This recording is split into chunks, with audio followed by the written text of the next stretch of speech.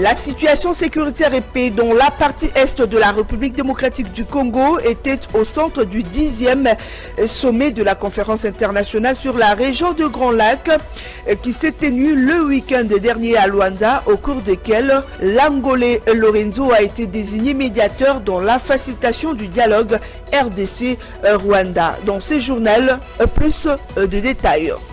Nicolas Kazadi et l'intersyndicale de régie financière à couteau tiré à la base la suppression de la prime de plus-value par le ministre des tutelles, et pour faire entendre sa voix de colère, l'intersyndicale de régie financière a lancé la mise en demeure au Premier ministre Jean-Michel Samaloukonde, c'est-à-dire le gouvernement congolais, à 72 heures pour trouver des solutions quant à ces problèmes. Kinshasa s'est réveillé sans engouement de transport en commun ce lundi 3 juin pour cause un mouvement de grève observé par des conducteurs de taxis et taxibus, victimes, estime-t-il, de tracasseries routières. Mesdames et messieurs, voilà tout pour le sommaire de votre journal.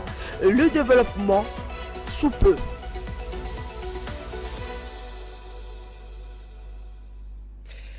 Bienvenue à toutes et à tous. Je le dis tantôt dans le titre, le président de la République démocratique du Congo, Félix Tshisekedi, accompagné d'une délégation, était à Luanda pour le compte du 10e sommet extraordinaire de la conférence internationale sur la région de Grand Lac. Le samedi 3 juin, les travaux de cette rencontre régionale axée sur la situation sécuritaire dans la partie est de la République démocratique du Congo étaient présidé par le président Lorenzo, lui d'ailleurs qui est désigné comme médiateur de dialogue entre Congo et le Rwanda. Suivez. Dans son mot de synthèse, le ministre des Affaires étrangères congolais Christophe Lutundula a signifié qu'il ressort de ses assises de chefs d'État et de gouvernement la nécessité d'évaluer la mise en œuvre du cessez-le-feu et du retrait du M23 des zones occupées dans la province du Nord Kivu.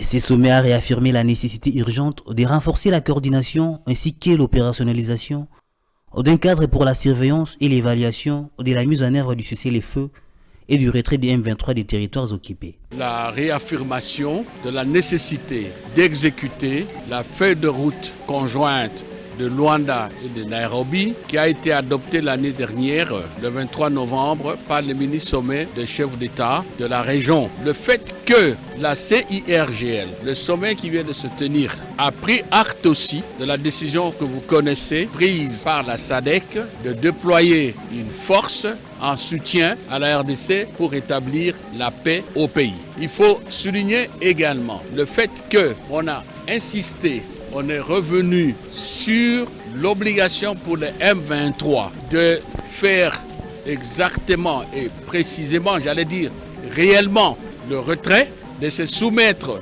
au cantonnement, le pré-cantonnement, maintenant c'est à Rumangabo, et par la suite évidemment, les éléments des M23 doivent se retrouver au Maniema avant d'intégrer le processus désarmement, démobilisation, relèvement communautaire et réinsertion sociale. Face à cette situation où les initiatives diplomatiques régionales à travers l'EAC peinent à donner des résultats sur le terrain, Kinshasa s'est résolu de se tourner une fois de plus vers la SADC. Le dernier sommet tenu en Namibie a validé l'envoi dans les prochains jours des troupes de la SADC dans l'est de la RDC. On se rend cette fois-ci en Turquie où la République démocratique du Congo était bien présent le week-end dernier à la cérémonie d'investiture du président turc Erdogan. C'est le Premier ministre Jean-Michel Samaloukonde qui a été dépêché par le président de la République au nom de la République démocratique du Congo. Au nom du président de la République démocratique du Congo, Félix-Antoine Tshisekedi, le Premier ministre Jean-Michel Samaloukonde a pris part à la cérémonie d'investiture et de prestation des serments du président turc Recep Tayyip Erdogan à Ankara en Turquie. Réélu avec 52% des suffrages à la tête de la Turquie pour un troisième mandat, Erdogan a prêté serment samedi 2 juin 2023 devant le Parlement à Ankara. Plusieurs chefs d'État et des gouvernements et ministres étrangers ont assisté à ces cérémonies de prestation des serments et d'investiture. Pour rappel, la Turquie est comptée parmi les pays partenaires et privilégiés de la République démocratique du Congo, car elle participe notamment à la réalisation de plusieurs grands projets d'investissement en RDC, comme la construction du centre financier de Kinshasa et très bientôt la modernisation de l'aéroport international de Njili. De retour à Kinshasa, où la gouverneure de la Banque centrale du Congo, intervenant en tant qu'invité à la 100e réunion du Conseil des ministres du week-end dernier à la Cité de l'Union africaine, a fait le point de la conjoncture économique du pays. En croire la gouverneure, l'économie congolaise est demeurée globalement stable, tant sur le marché des changes que sur celui de biens et services. C'est le ministre de Petentik, Augustin Kibasa, qui le dit dans cet extrait. L'économie congolaise est demeurée globalement stable sur le marché des changes que sur celui des biens et services. Le rythme de formation des prix des biens et services a ralenti au cours de la dernière semaine du mois de mai 2023, se situant à 0,17% contre 0,20% la semaine précédente. En rythme mensuel, l'inflation a baissé pour le quatrième mois consécutif, s'établissant à 0,7% en mai 2023, soit son niveau le plus bas depuis novembre 2022. En ce qui concerne le marché des changes, le franc congolais a connu une légère appréciation hebdomadaire de 0,6% sur le marché officiel et s'est établi à 2303,55 francs congolais le dollar américain. Alors que sur le marché parallèle, la légère dépréciation de 0,11% a été enregistrée, situant le cours à 2354,8 francs congolais pour 1 dollar américain. Dans un contexte de ralentissement de l'activité économique à l'échelle mondiale, la persistance d'une inflation mondiale élevée et l'agression de notre pays par le Rwanda, la gouverneure de la Banque centrale du Congo a recommandé notamment le maintien de la coordination des actions au niveau des politiques budgétaires et monétaires et la poursuite des efforts de mobilisation de ressources internes. Le directeur général de l'ARSP, Miguel Katemba, poursuit avec le contrôle de conformité. En fin de la semaine dernière, il a effectué avec ses collaborateurs une descente dans les installations de l'agroaliment à Kinshasa. Les animateurs de cette entreprise se sont montrés très réceptifs à cette démarche. Pour la mise en œuvre effective de la loi sur la sous-traitance dans le secteur privé en RDC, qui autrefois souffrait de beaucoup de violations, il n'y a donc pas de repos pour l'homme qui régule cette entité, Miguel Katem Kachal, qui a fait les déplacements vers les installations de la Bralima, une des grosses industries qui œuvre dans la production d'une variété de boissons gazeuses et de bières dans le pays. Ici, la mission des contrôles de la RSP est bien accueillie, comme le dit son directeur général. Que nous, la Bralima, en tant que membre de la FEC a signé un accord, un partenariat avec la RSP pour pouvoir accompagner la RSP dans l'exécution de cette loi et c'est un privilège de le recevoir aujourd'hui. Et nous, l'Agroaliment, allons être un modèle pour respecter cette loi et pour pouvoir l'appliquer. Une entreprise doit se conformer aux lois de la République. Et je pense que l'État n'a pas que des missions répressives, l'État a aussi des missions pédagogiques. C'est une nouvelle loi, il y a peut-être des inquiétudes, mais nous avons confiance au DG et son équipe que nous allons travailler ensemble à travers la FEC, à travers les discussions pour que toutes les zones d'ombre soient aplanies, qu'il y ait une meilleure compréhension de cette loi pour que nous tous nous puissions l'appliquer. Mais nous, l'Agroaliment, nous allons l'appliquer sans hésitation parce que, en tant qu'entreprise citoyenne au Congo, nous devons aussi accompagner le gouvernement dans cette mission. Le gouvernement veut générer plus de revenus, le gouvernement veut réduire la pauvreté. Nous aussi, nous contribuons, tant soit peu, à cette mission-là. Désormais, le train de la matérialisation de la vision du chef de l'État dans ce secteur est en marche. Pour enchérir, la société Bralima accepte donc de se prêter à l'exercice des contrôles, c'est là dans toutes les provinces où elle est implantée. Je l'ai évidemment évoqué dans le sommaire de votre journal, il règne un malaise au sein de Régie financière où la tension monte entre le ministre des Finances Nicolas Kazadi et l'intersyndicale de Régie financière, ceci suite à une décision qui aurait engendré la suppression de la prime de plus-value par le ministre, situation controversée par l'intersyndicale de Régie financière qui envisage dans le prochain 72 heures entamer un mouvement de grève si le Premier ministre n'aménage aucun effort pour remédier à ces problèmes. Fulgence Milay pour ces reportages. Dans sa récente lettre du 2 juin 2023, l'intersyndical de régie financière a promis de revendiquer dans les prochaines 72 heures de jours ouvrables si le Premier ministre Jean-Michel Sama Lukonde ne trouve pas une solution durable à cette question liée à la suppression de la prime des plus-values. L'intersyndical de régie financière promet de descendre massivement dans ce cabinet de travail. En fait, le régie espère trouver des réponses appropriées. Elle assure pouvoir déclencher une grève illimitée très préjudiciable au trésor public si la solution n'est pas trouvée. Et selon les calculs du solde de 1% sur les 6% relatifs à la paye de la prime des contentieux minimum garantie des exercices 2020, 2021 et 2022, en faveur des cadres et agents de la Direction générale des impôts, l'intersyndical de régie financière souligne que le ministère des Finances doit plus de 73 milliards 980 millions de francs congolais rien qu'à la DGI. Pour le ministre des Finances Nicolas Kazadi, la DGI a déjà reçu une somme de 12 milliards de francs congolais sur les 73 milliards 980 millions que le gouvernement lui doit.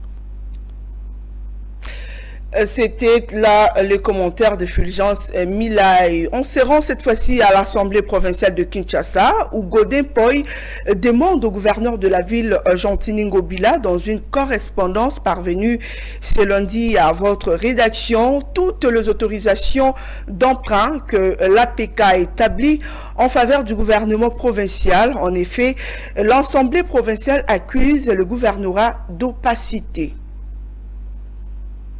C'est dans une correspondance que l'Assemblée provinciale de Kinshasa demande au gouverneur de la ville de fournir des explications claires sur l'état de toutes les autorisations d'emprunt que l'APK a établies en faveur de son gouvernement. Selon ces documents, l'APK veut voir clair sur les sommes qui ont été libérées ainsi que leurs utilisations, ce au regard de l'opacité qui a caractérisé ces opérations d'emprunt. L'organe délibérant invite également le numéro 1 de la ville de présenter un plan de décaissement déjà effectué en rapport avec les dossiers du grand marché de Kinshasa. Le contenu de cette lettre ne laisse la place à aucun doute sur les mésententes qui règnent actuellement entre les deux personnalités phares de la ville de Kinshasa. Signalons par ailleurs que cette correspondance intervient quelque temps après une question orale avec débat qui dénonçait la gestion calamiteuse de la ville de Kinshasa en s'épanchant sur les faits que le dossier lié à la construction du marché central de Kinshasa par Jean-Tini Ngobila n'est respecté aucune procédure. Tout à fait autre chose dans ces journaux. De conducteurs œuvrant dans le secteur des transports en commun à Kinshasa ont observé ce lundi 5 juin un mouvement de grève pour s'opposer aux tracasseries policières et des agents de service des transports auxquels ils disent être victimes. Quelques-uns approchés dans la matinée par nos reporters se sont plaints de ces tracasseries. Plus de détails dans cet élément. Le principal avenue de la ville de Kinshasa ont été inondées de piétons dans la matinée de ce lundi à la suite du mouvement de grève des conducteurs de taxi et taxi-bus. Ils ont décidé de gréver pour protester contre ce qu'ils appellent tracasserie policière, une situation qui a obligé les Kinois à recourir aux mototaxis qui, à leur tour, ont augmenté sensiblement le prix de la course. Interrogés à ces sujets, certains conducteurs ont affirmé avoir déclenché ces mouvements de grève pour dénoncer notamment les tracasseries dont ils sont victimes de la part des agents de la police, acte qui impacte négativement sur leurs recettes journalières. Nous nous sommes déjà conformés aux frais exigés pour l'achat des documents, des laissez-passer, mais jusqu'à ce jour, ceux-ci ne nous ont pas été délivrés. Dans l'entretemps, les agents de l'ordre continuent de nous tracasser. On paye nos droits tous les jours, mais l'on ne sait pas où se dirigent les frais que nous payons. Que les chefs des services de l'IGF y veillent scrupuleusement.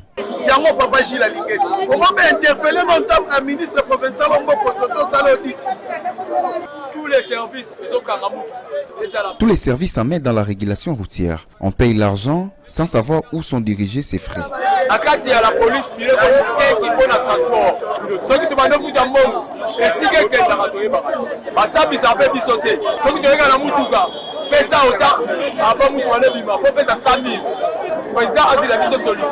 Certains usagers disent éprouver d'énormes difficultés pour s'y rendre au lieu du travail. Il n'y a pas moyen de nous rendre au travail. Tracassés par les agents de l'ordre, les conducteurs des taxis et taxibus ont grévé. C'est ce qui est à la base de tous ces tanglements. À Kinshasa, on vit au taux du jour. Ça sera difficile pour ces grévistes de prendre en charge leurs familles. Les conducteurs de transport en commun demandent ainsi aux autorités urbaines à régulariser au plus vite la situation relative au contrôle des documents des véhicules par différents services étatiques. À Limete, le conseil communal de jeunes de la commune de Limete, dont la partie est de Kinshasa, a lancé le travaux d'assainissement des quartiers de cette entité. C'était le samedi 3 juin à Kingabwa avec le moyen de bord. Ces derniers demandent l'assistance des autorités politico-administratives en termes de matériel pour mener à bien l'assainissement de cette municipalité. Un reportage de Claude Congo. Suivez. Conduit par la présidente du conseil communal de jeunes, Christian Vimeli, les jeunes de Limete ont commencé les travaux d'assainissement de la dite commune. L'idée est celle de rendre la commune de Limete plus assainie qu'avant. Nous avions effectué cette descente de terrain comme campagne de sensibilisation en marge de la journée mondiale de l'environnement qui est sous le haut patronage de Madame la bourgmestre de la commune de Limete, Madame Nathalie Feza Alamba. Nous avions lancé pour le compte du conseil communal de la jeunesse une campagne de sensibilisation, mais aussi une descente sur terrain pour assainir la commune de Limete en général. Et nous avions mobilisé la jeunesse et la jeunesse de Kingabwa nous a accompagnés et conjointement nous avions sensibilisé deux ménages et bien sûr avec les autorités du quartier et de rue et nous sommes accompagnés ici du chef de rue de l'un des avenues de ces quartiers. Il demande l'assistance des autorités en termes de matériel de travail.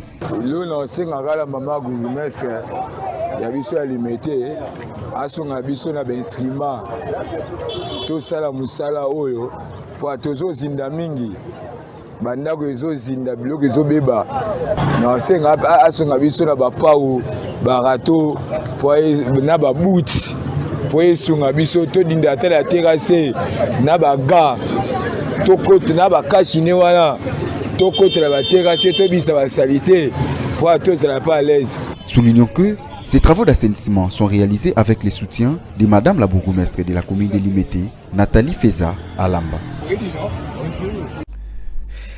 Quelques marchés de la ville de Kinshasa connaissent actuellement la hausse de prix de certains biens de première nécessité. Dans ces reportages, le commerçant du marché Rai à Lingwala, une commune de Kinshasa, approché par nos reporters, ont confirmé cette réalité. Les prix de certains produits de première nécessité comme le riz, les sucres et autres ont augmenté dans les différents marchés de la capitale. Selon les commerçants du marché Rai à Lingwala, c'est l'instabilité du taux d'échange qui est principalement à la base de la flambée des prix. À titre d'exemple, un sac de riz qui coûtait 51 000 francs congolais est passé à 54 000 francs, d'où une augmentation de 3 000 francs. Le sachet de sucre autrefois vendu à 10 000 francs est actuellement à 13 voire 13 500. Même côté l'osso et Mathieu et commis 54 000 à 55 000. Les prix des sacs de riz ont flambé. Un sac qui s'est vendu à 51 000 francs congolais se négocie actuellement à 54 000 francs congolais. Les prix d'un sachet de sucre qui s'est vendu à 10 ou 11 000 francs congolais se troque maintenant à 14 000 francs congolais. Cette inflation est due à la dépréciation de la monnaie locale face à la devise étrangère, dont les dollars.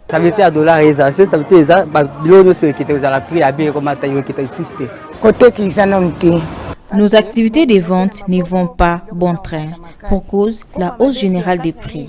Une mesurette de haricots se négocie entre 3 500 et 4 000 francs congolais. 500 à 4 000 francs. Vente neto bandote kaliboso. Naneto mote que la lelo et carré comme yamakasi. Donc vente kiti penana c'est par rapport à neto bandote que la liboso. Ce qu'on a article autre bandote côté comme mingi. Nos activités ne sont plus les mêmes. Les différents articles que nous liquidons, on ne se vendent plus à cause de la hausse du prix. Mais le lot me pendait comme 11 000 kilos. Ce qu'on moutazo au somba kilo me pendait 11 000. Dans le côté foufou et koufi. Côté bépis goût maïs à pour me pendait récupérer bon nyonso.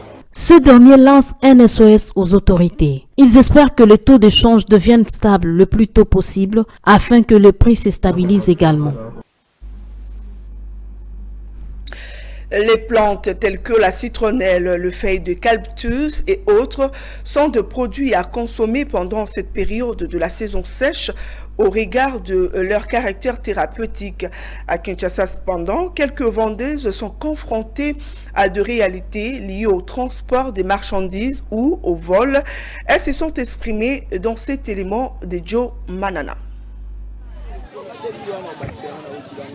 La saison sèche qui se caractérise à Kinshasa par des vents froids et humides favorise de façon particulière l'augmentation de la poussière, source de plusieurs maladies, notamment toux, bronchite, rhume. Les Kinois se livrent à la consommation des tisanes étant un outil thérapeutique assez fiable. Mais le vendeuse de ces tisanes nous révèle la réalité de route à Kinshasa ou ailleurs dont elles font face.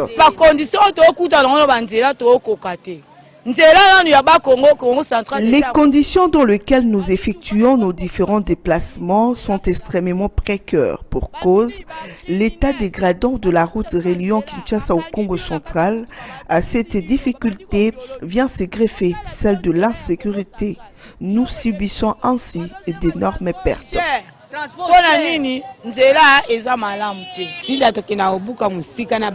Pour avoir ces citronnelles, nous parcourons de très longues distances et il y a plusieurs risques que nous encourons lors de ces déplacements. C'est notamment lié à l'insécurité. La citronnelle revêt plusieurs vertus, tout autant pour la verveine. Pourtant, dans les différents marchés où nous vendons, nous sommes tout le temps inquiétés par de surtaxations.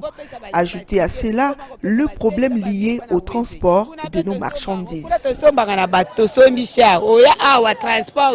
Cependant, il est recommandé d'éviter de le boire trop chaude car elle pourrait irriter l'œsophage et l'estomac. Ne contenant pas de caféine, vous pouvez donc en consommer à tout moment de la journée et sans danger. Ne contenant pas de caféine, vous pouvez donc en consommer à tout moment de la journée et sans danger. Place à présent à la revue de presse lue et sélectionnée pour vous par Patrick Lumbala.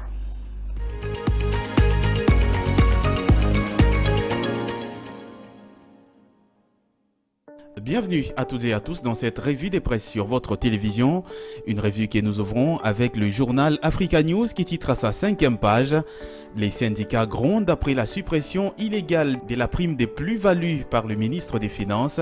Nicolas Kazadi empoisonne le climat dans les régies financières. À 7 mois des élections, le ministre des Finances Nicolas Kazadi vient d'empoisonner inutilement, note le journal, le climat des affaires à la Direction générale des impôts, Direction générale des recettes administratives, judiciaires, domaniales et des participations et la Direction générale des douanes et accises. Les syndicalistes en colère, poursuit les journaux, appellent les agents à aller en grève après la suppression par un simple arrêté du ministre des Finances de la prime des plus-values, pourtant consacrée par une ordonnance présidentielle. Démobiliser les agents des régies financières de la RDC à l'approche des élections n'est pas très malin ni bénéfique pour le pouvoir. C'est faire le lit des opposants, note le journal qui cite les syndicalistes. Non seulement qu'ils violent les principes de l'état de droit, ils participent à alimenter la fronde sociale contre le président Tshisekedi, ont dénoncé les syndicalistes. Le journal rappelle que le bras de fer entre les deux camps tire sa source à partir de l'arrêté ministériel numéro 013 CAB-Mine-Finance-2023 du 15 mai 2023, pris par le ministre des Finances Nicolas Kazadi pour fixer les modalités pratiques des calculs et des paiements des primes des contentieux minimum garantis. Le ministre des Finances motive sa décision par la confusion qui règne dans l'interprétation des concepts entretenus entre les primes contentieux perçues à l'occasion de la clôture du dossier fiscal ayant abouti à des pénalités et la prime des contentieux minimum garantis qui serait assise sur la base d'autres recettes que celles de pénalités issues des contentieux. Malgré toutes ces revendications, pour l'argentier national, la DGI a déjà reçu une somme de 12 milliards de francs congolais sur les 73,980 milliards que le gouvernement de la République lui doit. L'intersyndicale retorque en soulignant que le ministère des Finances avait payé 12 milliards de francs congolais sans définir clairement les libellés, ce qui constitue une faute de gestion passible d'une sanction que l'intersyndicale considère, faute des libellés officiels, comme un don que le ministère des Finances leur fait pour les motiver davantage. Poursuivons cette revue avec le journal L'Avenir qui titre à sa 6e page « RDC, Félix-Antoine Tshisekedi insiste sur la mise en œuvre des recommandations de l'Union africaine sur les flux financiers illicites en provenance d'Afrique. Le phénomène des flux financiers illicites en provenance d'Afrique avec toutes les conséquences néfastes qu'il cause aux économies des pays africains est une source de graves inquiétudes qui préoccupe au plus haut niveau les dirigeants du continent africain. La République démocratique du Congo est également exposée, note le journal, aux flux financiers illicites, non sans conséquences sur les recettes publiques. C'est donc à ce juste titre que le président Félix-Antoine Tshisekedi a salué l'initiative de l'Agence des préventions et des luttes contre la corruption d'avoir organisé en partenariat avec l'Union africaine un atelier d'évaluation de la mise en œuvre des recommandations du groupe de haut niveau de l'Union africaine sur les flux financiers illicites en provenance de l'Afrique qui s'est tenu à Kinshasa le 13 et le 14 avril 2023. Terminons cette revue avec ce titre à la une du journal. Godempoy hausse le ton face à Gentini Ngobila à travers sa lettre numéro 606/presse/APK/GMK/05/2023 adressée au gouverneur Gentini Ngobila le 31 mai 2023. Le président de l'Assemblée provinciale de Kinshasa veut voir clair sur l'état des autorisations d'emprunt auprès des banques. Par cette correspondance, note le journal, le président de l'APK demande au gouverneur de lui fournir dans un délai de 48 heures l'état de toutes les autorisations d'emprunt de l'Assemblée provinciale que la capitale a établi en faveur du gouvernement provincial. La demande de Godempoy, poursuit le journal, trouve sa justification dans l'opacité qui caractérise cette opération, lit-on dans sa correspondance. Le contenu de cette lettre ne laisse la place à aucun doute sur le lever des boucliers qui s'annonce entre les deux personnalités. Une chose est vraie, poursuit le journal, la démarche de Godempoy reconforte le député provincial Mike Mukebai qui, il y a une année, avait dénoncé dans une question orale avec débat la gestion abracadabrante de la ville de Kinshasa en s'appesantissant sur le fait que le dossier lié à la construction du marché central de Kinshasa par Gentini Ngobila ne respectait aucune procédure de passation des marchés et que la gestion des immobiliers était faite à l'emporte-pièce, conclut le journal. Fin de cette revue sur votre télévision. Merci à tous de l'avoir suivi.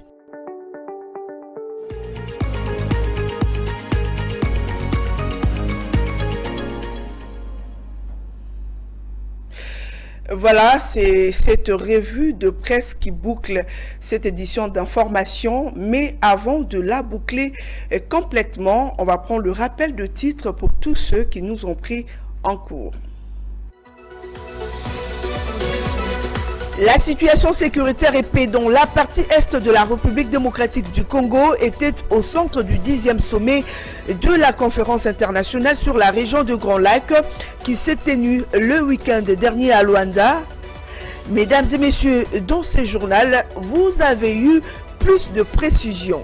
Nicolas Kazadi et l'intersyndicale de régie financière à couteau tiré à la base la suppression de la prime de plus-value par le ministre des tutelles et pour faire entendre sa voix des colères, l'intersyndicale de régie financière a lancé la mise en demeure au Premier ministre, c'est-à-dire le gouvernement congolais à 72 heures pour trouver des solutions idoines. Vous les avez donc suivis dans ces journaux. Kinshasa s'est réveillé sans engouement de transport en commun ce lundi 3 juin pour cause un mouvement de grève observé par des conducteurs des taxis et taxibus victimes, estime-t-il, de tracasseries routières dans ces journaux. Vous les avez suivis. Voilà ce qui a été l'essentiel de ce journal. Voilà, c'en est fini pour aujourd'hui, mais vous pouvez continuer à nous suivre sur YouTube, Facebook, Twitter, Instagram, mais également sur TikTok. Allez, bonsoir, mais surtout, bon début de semaine chez vous.